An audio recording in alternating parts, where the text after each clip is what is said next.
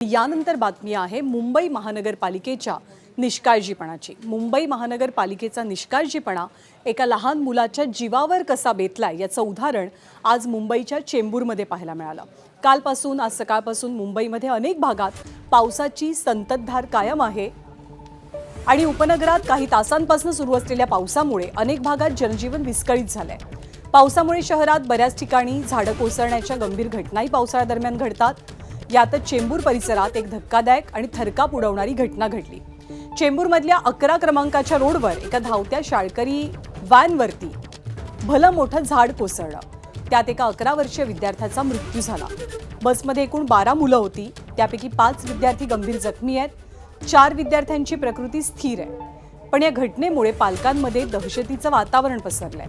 मुंबईत पावसामुळे दरवर्षी झाडं कोसळण्यासारख्या दुर्घटना घडतात, पण यामधनं पालिकेने काही धडा घेतलाय की नाही हा सवाल आता उपस्थित झालाय आणि पालिकेच्या मान्सूनपूर्व कामांवरती सुद्धा बोट ठेवलं जात आहे। त्या एकीकडे इमारतीची भिंत आणि दुसरीकडे चेंबूर स्कूल व्हॅन पार्किंगचं ठिकाण आहे। झाडाची वाढ होण्यासाठी जागा शिल्लक नव्हती, त्यामुळे हे झाड उन्मळून पडल्याचा अंदाज व्यक्त होतोय। या घटनेचा आढावा घेतले आमचे प्रतिनिधी प्रशांत बढे यांनी। चेंबूरच्या 11 नंबर रस्त्यावर असलेलं हेच ते भलं मोठं पिंपळाचं झाड आहे। आपण जर बघितलं तर या ठिकाणी या झाडाची मुळं आपण बघितली तर या ठिकाणी हा सीसीचा रस्ता दिसतो आहे आपल्याला आणि त्याच्या बाजूला ही भिंत दिसते आहे। जवळजवळ हे झाड जे आहे ते पूर्णपणे अशा वाकड्या स्थितीमध्ये आपल्याला या ठिकाणी पाहायला मिळते। रस्त्याकडे झुकलेलं आपल्याला पाहायला मिळतं आहे। आता या झाडाची जी आहे ती कटिंग मुंबई महानगरपालिका आणि अग्निशमन दलाच्या वतीने करण्यात येत आहे। मात्र आतमधली स्थिती आपण जर बघितली तर या ठिकाणी मोठ्या प्रमाणात ह्या झाडाला जे आहे ती बुरशी सदृश काहीतरी आलेलं आपल्याला पाहायला मिळतं आहे आणि ही मुळं जी आहेत ती देखील आपल्याला वर या सीसी रोडच्या अगदी वर या ठिकाणी आपल्याला आलेली पाहायला मिळत आहेत। बाजूला या इमारतीची संरक्षक भिंत देखील आपल्याला पाहायला मिळत आहे।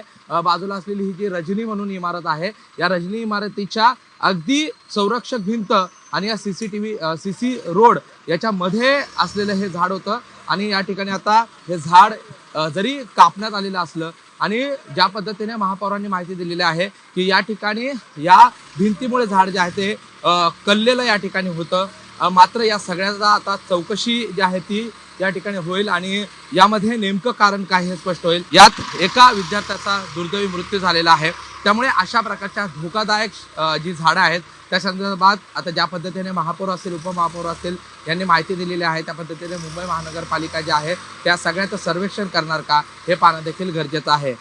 कॅमेरा पर्सन विजय राजभरचा प्रशांत बढे, एबीपी माझा, मुंबई।